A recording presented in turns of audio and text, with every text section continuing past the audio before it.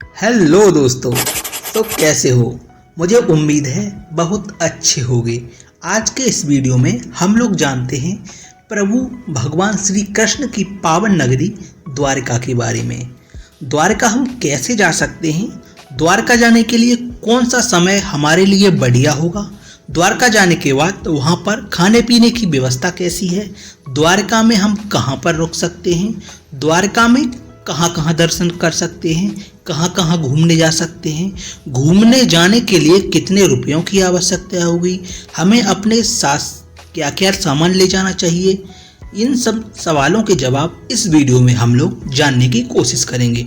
तो चलिए दोस्तों, नंबर बाय नंबर हम लोग यह जान लेते हैं। इससे पहले आपको बता दूं, आपने अभी तक इस चैनल को सब्सक्राइब नहीं किया है तो चैनल को सब्सक्राइब कर लीजिएगा इसी तरह की वीडियो देखने के लिए। तो दोस्तों, जैसा कि आप जानते ही हैं, द्वारका भारत के गुजरात राज्य में सौराष्ट्र द्वीप के पश्चिमी भाग पर अरब सागर के किनारे स्थित है। इस शहर में कुछ दूरी पर स्थित भगवान श्री कृष्ण के मंदिर द्वारकाधीश मंदिर को भारत के 4 तीर्थ स्थल में से एक माना जाता है। पौराणिक ग्रंथों के अनुसार द्वारका शहर भगवान श्री कृष्ण के द्वारा ही बसाया गया था। तो दोस्तों, सबसे पहले हम यह जान लेते हैं कि हम लोग द्वारका कैसे जा सकते हैं। द्वारका जाने के लिए आपके पास 3 तरीके हैं। अपनी सहूलियत के हिसाब से आप इन तरीकों में से किसी भी उचित तरीके से द्वारका जा सकते हैं। सबसे पहले बात करते हैं ट्रेन द्वारा। ट्रेन से द्वारका कैसे जा सकते हैं? आप ट्रेन के मार्ग से द्वारका जाना चाहते हैं तो ट्रेन के माध्यम में बहुत ही सस्ता पड़ेगा आपको और बहुत ही सुलभ होगा। तो आप ट्रेन के माध्यम से द्वारका जा सकते हैं। आपकी जानकारी के लिए बता दूं, द्वारका में ही रेलवे स्टेशन है। यदि आपके शहर से डायरेक्ट द्वारका जाने के लिए कोई ट्रेन नहीं है तो आप अपने शहर से अहमदाबाद, राजकोट, जामनगर के लिए ट्रेन से जा सकते हैं और फिर वहां से डायरेक्ट द्वारका के लिए ट्रेन से जा सकते हैं। अब बात करते हैं वायु मार्ग की। यदि आप वायु मार्ग से द्वारका जाना चाहते हैं तो आपको बता दूं, द्वारका का निकटतम घरेलू हवाई अड्डा जामनगर में स्थित है, जो लगभग 137 किलोमीटर की दूरी पर स्थित है द्वारका से, जहां से आप टैक्सी द्वारा द्वारका पहुंच सकते हैं। मुंबई अंतर्राष्ट्रीय हवाई अड्डे से जामनगर के लिए नियमित उड़ानें उपलब्ध हैं और दिल्ली से भी उपलब्ध हैं। आप अपनी सहूलियत के हिसाब से जा सकते हैं। दोस्तों, अब बात करते हैं सड़क मार्ग से। सड़क मार्ग से हम लोग कैसे द्वारका जा सकते हैं? आप जिस भी शहर से सड़क के माध्यम से द्वारका जाना चाहते हैं तो सबसे पहले आप यह पता कर लें कि आपके शहर से डायरेक्ट कोई द्वारका के लिए बस है या फिर नहीं। अगर बस द्वारका के लिए कोई डायरेक्ट नहीं मिलती है तो आप गुजरात के किसी बड़े शहर जैसे कि अहमदाबाद, राजकोट, जामनगर के लिए अपने शहर से बस से जाएं। फिर वहां से आप टैक्सी या फिर उधर ट्रेन से भी जा सकते हैं। आप वैसे तो गुजरात परिवहन निगम की बसें आपके ज़्यादातर प्रमुख महानगरों से डायरेक्ट मिल जाएंगी, नहीं तो आप इन शहरों में जाकर और फिर वहां से जा सकते हैं। तो चलिए दोस्तों, हम लोग मानकर चलते हैं कि आप द्वारका रेलवे स्टेशन पर इन तीनों माध्यमों में से कैसे भी पहुंच चुके हैं। द्वारका रेलवे स्टेशन से बाहर आपको टेम्पो वाले मिल जाएंगे जो आपको द्वारकाधीश मंदिर तक ले जाएंगे। द्वारकाधीश मंदिर के बाहर बहुत से तुलसी के पत्तों की माला, फूल और प्रसाद बेचने वाले खड़े मिल जाएंगे, जहां से आप प्रसाद खरीद सकते हैं। आपको बता दूं, तकरीबन 1 किलोमीटर के आसपास ही है द्वारका रेलवे स्टेशन से द्वारकाधीश मंदिर। मगर उससे पहले आपको एक बात जान लेनी है। जैसे ही आप द्वारकाधीश मंदिर पहुंचोगे तो आपको उससे पहले द्वारकाधीश मंदिर के पीछे पवित्र गोमती नदी के घाट पर स्नान करना होगा। द्वारकाधीश मंदिर में जाने के लिए गोमती नदी में स्नान करना बहुत ही पवित्र माना जाता है। गोमती घाट में ही गोमती माता का मंदिर है, आप वहां पर भी दर्शन कर सकते हैं और यहाँ पर और भी छोटे छोटे बहुत सारे मंदिर हैं, आप वहां पर भी दर्शन कर सकते हैं। जैसे ही आप गोमती घाट पर मंदिर के पीछे, द्वारकाधीश मंदिर के पीछे स्नान करोगे, फिर आप द्वारकाधीश मंदिर जाने के लिए तैयार हो। तो दोस्तों अब चलते हैं द्वारकाधीश मंदिर की तरफ। द्वारकाधीश मंदिर में प्रवेश करने के लिए 2 प्रवेश द्वार हैं, एक है मोक्ष द्वार और दूसरा है स्वर्ग द्वार। तो हम अब भगवान श्री कृष्ण का नाम लेकर जयकारा लगाते हुए अंदर जाने के लिए मुख्य द्वार यानी कि स्वर्ग द्वार की तरफ से प्रवेश करते हैं। दोस्तों आपको बता दूं, मंदिर परिसर के अंदर मोबाइल कैमरा या फिर आप अपने किसी पर्सनल वाहन से अगर वहां पर गए हैं तो उसकी चाबी आप मंदिर के अंदर नहीं ले जा सकते। इसके लिए आपको मंदिर परिसर की तरफ से फ्री में लॉकर दिया जाता है, जहां पर आप अपने इन सामानों को रख सकते हैं। आप जैसे ही अपने सामान को लॉकर में रख देंगे तो आपको एक टोकन मिल जाएगा जो आप अपने साथ ले जा सकते हैं। तो भगवान श्री कृष्ण का नाम लेकर के आप जैसे ही मंदिर में प्रवेश करते हैं तो आप भगवान श्री कृष्ण की मूर्ति देखेंगे और अपनी जो प्रार्थना है वह भगवान श्री कृष्ण से करते हैं। आपकी मनोकामना भगवान श्री द्वारकाधीश की कृपा से जरूर पूरी होगी।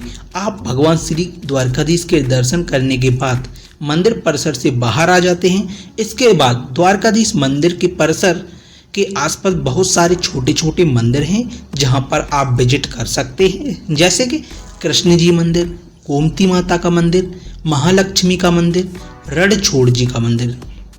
तो दोस्तों यहाँ पर आपको यह भी बताता चलूं कि यदि आप भगवान श्री द्वारकाधीश मंदिर की आरती में शामिल होना चाहते हैं तो मंदिर में आरती सुबह 6 बजे होती है और शाम को 6:30 बजे होती है।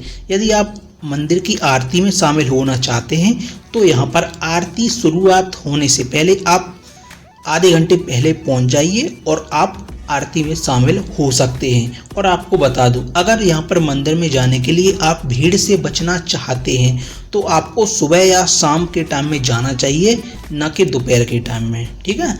तो दोस्तों अब बात करते हैं द्वारका जाने के लिए कौन सा समय ठीक रहेगा, कितने दिन के लिए जाना चाहिए। साथियों आपको बता दूं, द्वारका शहर ज़्यादा बड़ा नहीं है। ऐसे में अगर आप द्वारका शहर जाना चाहते हैं तो 2 से 3 दिनों की योजना बना सकते हैं। इतने में ही आप पूरे द्वारका को अच्छे से घूम सकते हैं। द्वारका जाने के लिए सबसे उचित मौसम नवंबर से फरवरी तक का होता है, क्योंकि इस दौरान यहाँ पर अधिकतम तापमान 34 सेंटीग्रेड सेल्सियस और न्यूनतम 9 डिग्री सेल्सियस होता है, जो यात्रा के लिए काफ़ी अनुकूल होता है। वहीं मई से जून जुलाई में महीना जो होता है वो ज़्यादा गर्मी होती है और गर्मी होने के कारण आपको यहाँ पर दिक्कत हो सकती है। वैसे जन्माष्टमी के समय में यहाँ पर बहुत सारी भीड़ रहती है और यहाँ पर कार्यक्रम भी होते हैं, तो आप जन्माष्टमी के आसपास भी जा सकते हैं यहाँ के कार्यक्रमों में भाग लेने के लिए। तो दोस्तों अब बात करते हैं आप द्वारका में कहाँ पर रह सकते हैं। द्वारका में रुकने के लिए आपको मेरे हिसाब से 3 जगह हैं। ये 3 जगह हो सकती हैं जहां पर आप रुक सकते हैं। तो दोस्तों सबसे पहले बात करते हैं धर्मशाला की। धर्मशाला सबसे सस्ते और बढ़िया व्यवस्था वाले धर्मशाला यहाँ पर मिल जाएंगे। मंदिर परिसर के आसपास ही बहुत सारी धर्मशालाएं हैं जो आपको 400 से 500 रुपये प्रति व्यक्ति के हिसाब से चार्ज करते हैं। आप धर्मशाला में रह सकते हैं। अगर इसके अलावा बात करूं तो आप प्राइवेट होटल में रूम ले सकते हैं, जो आपको एक से एक एसी और नॉन एसी लग्जरी रूम मिल जाएंगे, जो आपको 800 से 1200 रुपये के आसपास यहाँ पर ये रूम मिल जाएंगे, ठीक है। इसके अलावा तीसरा ऑप्शन है आपको मंदिर ट्रस्ट की तरफ से गेस्ट हाउस। गेस्ट हाउस में रुकने के लिए आपको 600 से 700 रुपये देने पड़ेंगे, तो आप यहाँ पर भी रुक सकते हैं। तो साथियों अब आपकी रहने की व्यवस्था तो हो गई, तो रहने के बाद अब बात करते हैं खाने पीने की व्यवस्था की। आपको मंदिर ट्रस्ट की तरफ से आपको 20 रुपये का भोजन दिया जाता है, आप वहाँ से भोजन प्राप्त कर सकते हैं। मंदिर ट्रस्ट के इस भोजनालय में सुबह 11 बजे से 2 बजे तक और शाम को 6 बजे से 9:30 बजे तक यहाँ पर भोजन वितरित किया जाता है। आप यहाँ पर भोजन कर सकते हैं। यदि किसी कारण से आप यहाँ पर भोजन नहीं करते हैं तो यहाँ पर बहुत सारे होटल भी हैं, आप वहाँ पर भोजन कर सकते हैं। आपको 100 से 200 रुपये के आसपास यहाँ पर थाली मिल जाएगी और यहाँ पर आप बहुत ही स्वादिष्ट भोजन कर सकते हैं। तो साथियों खाने पीने की बात के बाद अब बात करते हैं द्वारका जाने के लिए हमारे पास कितने रुपयों की आवश्यकता होगी, कितना बजट होना चाहिए। अगर आप द्वारका जाना चाह रहे हैं तो बेशक आपको पहले ही बजट बना लेना चाहिए। द्वारका घूमने का खर्चा कितना होगा यह आपके द्वारा वहां तक पहुंचने के लिए जो यात्रा प्रक्रिया तय की गई है उसके हिसाब पर निर्भर करता है। अगर आप हवाई मार्ग से द्वारका जाना चाहते हैं तो आपको ज़्यादा महंगा पड़ेगा। वहीं आप सस्ते में रेल मार्ग से जाना चाहते हैं तो आप रेल मार्ग से जा सकते हैं। इसके अतिरिक्त वहाँ पर रुकने और खाने का खर्चा लगेगा। इस तरह आप 4-5 दिन का भी टूर प्लान करते हैं तो आपको 8-9 हज़ार रुपये की व्यवस्था होनी चाहिए। यह चीज़ आप पर निर्भर करती है। फिलहाल वहाँ पर घूमने का कोई ज़्यादा खर्चा नहीं है। फिलहाल आप ये मान लीजिए आपके पास 2500 से 3000 रुपये प्रति व्यक्ति के हिसाब से वहाँ पर घूमने का खर्चा चाहिए और इसके अलावा आपके पास जो भी आने जाने का खर्चा है वो होना चाहिए। ठीक है, तो दोस्तों अब बात करते हैं घूमने जाते वक्त हमें अपने साथ क्या क्या सामान ले जाना चाहिए। ये भी तो ज़रूरी है ना कि आपको क्या क्या सामान ले जाना चाहिए। तो ऐसी कोई ज़रूरी चीज़ नहीं है दोस्तों, लेकिन अगर आप सर्दियों के मौसम में द्वारका जाते हैं तो हल्की ठंड हो सकती है वहाँ पर, इसलिए अपने साथ गर्म कपड़े जरूर रखें। वहीं अगर आप गर्मियों के मौसम में जाते हैं तो आप अपने साथ गर्मियों के मौसम में पहने जाने वाले कपड़े ले जा सकते हैं। इसके अलावा द्वारका के विभिन्न पर्यटन स्थलों को आप यादगार बनाने के लिए आप अपने साथ कैमरा भी ले जा सकते हैं। तो दोस्तों फाइनली अब बात करते हैं द्वारका में हम लोग कहाँ पर दर्शन कर सकते हैं और कहाँ पर घूम सकते हैं। तो दोस्तों द्वारकाधीश मंदिर दर्शन करने के बाद आपको पंचनंदा तीर्थ जाना होगा। द्वारकाधीश मंदिर के पीछे गोमती घाट है। गोमती घाट से आपको गोमती नदी पर सुदामा सेतु पर जाना है। सुदामा सेतु एक पुल है जिस पर जाने के लिए आपको 10 रुपये का टिकट लेना पड़ेगा।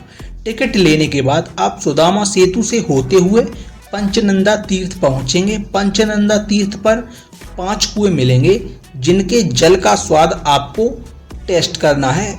और आपको दोस्तों कमाल की बात बताऊं तो आप इन जो कुओं में जो जल का स्वाद टेस्ट करोगे, यहाँ पर पास में ही अरब सागर के समुद्र के पास होते हुए भी इन कुओं का जो स्वाद है वो अलग मिलेगा। यानी कि अरब सागर है उसका पानी खारा है और जो कुएं हैं इनका 5 कुओं का प्रत्येक का स्वाद आपको अलग अलग मिलेगा।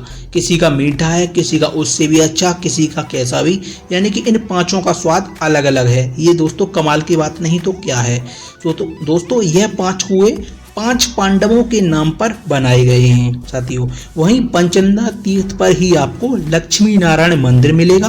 आपको लक्ष्मी नारायण मंदिर के भी दर्शन करने चाहिए और यहीं पर पास में ही आपको एक वृक्ष मिलेगा जहां पर ऋषि दुर्वासा तप किया करते थे।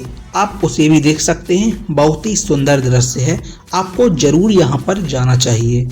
अब हम पंचनंदा घूमकर वापस द्वारकाधीश मंदिर की तरफ जाते हैं। तो चलिए दोस्तों श्री द्वारकाधीश मंदिर के बारे में कुछ महत्वपूर्ण जानकारी हम लोग जान लेते हैं। द्वारकाधीश मंदिर की चोटी पर लगे हुए ध्वज यानी कि फ्लैग की लंबाई 75 मीटर है। दिन में कम से कम 5 बार इसको बदला जाता है और इसको बदलने का अधिकार केवल यहाँ के पंडित लोगों को है। ठीक है, तो दोस्तों अब चलते हैं हम लोग रुक्मिणी मंदिर की तरफ। मंदिर द्वारका शहर से 2 किलोमीटर की दूरी पर स्थित है। इसके इतनी दूर स्थित होने के पीछे एक कहानी है।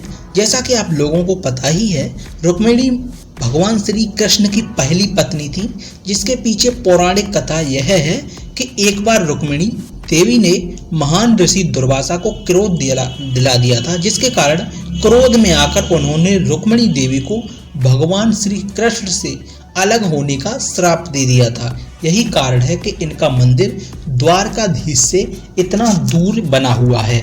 इस मंदिर का निर्माण 12वीं शताब्दी के दौरान किया गया था।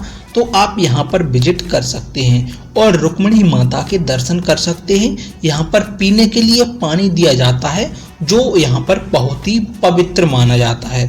तो दोस्तों अब चलते हैं द्वारकापुर की तरफ। द्वारकापुरी घूमने से पहले हमें यह पता कर लेना चाहिए कि हम घूमने के लिए किस माध्यम से जा सकते हैं। यहाँ पर घूमने के लिए हमारे पास दो ऑप्शन हैं, एक है बस और दूसरा है ऑटो।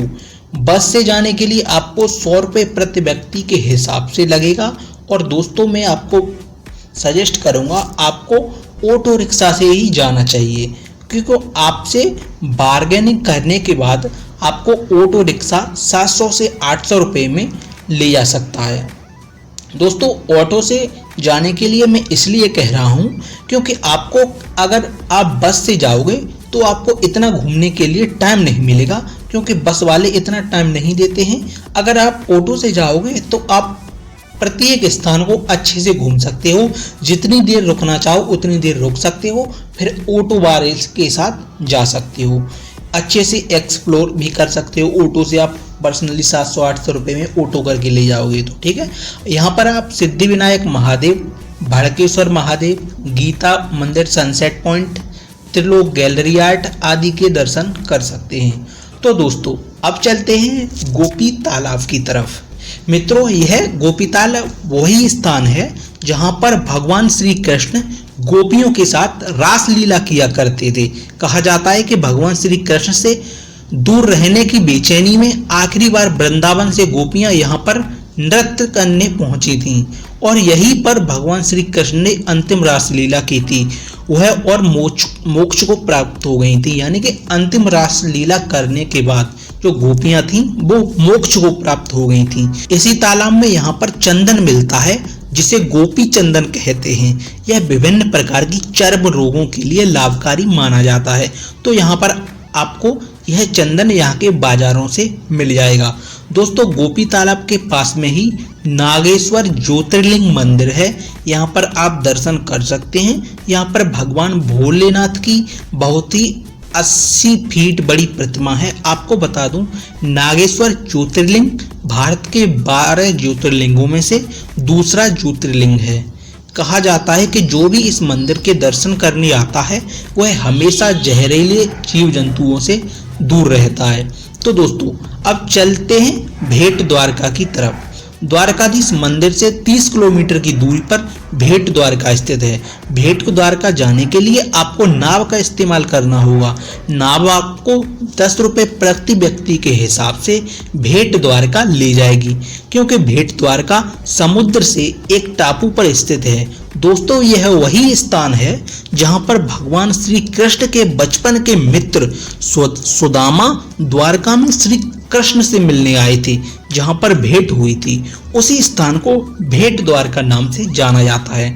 नाव से आप 5 किलोमीटर का सफर तय करने के बाद आप 1 किलोमीटर आपको पैदल चलना होगा, फिर भेंट द्वारका पहुंच जाओगे आप। दोस्तों भेंट द्वारका में 5 मंदिर हैं। पहला मंदिर है भगवान श्री कृष्ण की सोने की द्वारका, दूसरा मंदिर सत्यभामा मंदिर, तीसरा राधा कृष्ण मंदिर, चौथा है जामवंती माता का मंदिर और 5वां है रुक्मणी मंदिर। तो आप इन 5 मंदिर के दर्शन कर सकते हैं। इस चीज का आपको खासकर ध्यान रखना है कि इनमें से किसी भी मंदिर में फोन या फिर कोई इलेक्ट्रॉनिक उपकरण अलाउ नहीं है। अगर आपके पास कोई ऐसा सामान है तो आपको वहां पर लॉकर मिल जाएगा। आप उस लॉकर में ये सामान रख दीजिए और टोकन ले लीजिए, उसके बाद आप घूमिए। तो दोस्तों अब बात करते हैं द्वारका बीच की, जहां पर आप शाम के समय में जा सकते हैं। द्वारका में शाम गुजारने के लिए आपको द्वारका बीच लोकप्रिय और बहुत ही सुंदर जगह है। शाम के समय में आप यहां पर बहुत ही देखने लायक दृश्य मिलता है। यह समुद्र तट के बीच दोस्तों आपको मिल जाएगा। समुद्र तट के समुद्री जीवन शिविर, समुद्र में घूमने के लिए, पिकनिक मनाने के लिए ये दोस्तों द्वारका बीच काफ़ी फेमस है और यहाँ पर दोस्तों बहुत लोगों को पसंद आता है। बहुत लोग इस बीच पे जाते हैं। अगर आप भी यहाँ पर जाना चाहते हैं तो आप भी जा सकते हैं, बहुत ही सुंदर जगह है। तो दोस्तों मुझे लगता है कि मैंने आप लोगों को सारे सवालों के जवाब दे दिए हैं इस वीडियो में। अगर आपका फिर भी कोई सवाल है तो आप मुझे कमेंट करके पूछ सकते हैं। मुझे उम्मीद है मेरे द्वारा दी गई जानकारी आपको जरूर ही मदद करेगी। मिलते हैं अगले वीडियो में, तब तक के लिए जय श्री द्वारकाधीश महाराज, जय श्री कृष्ण।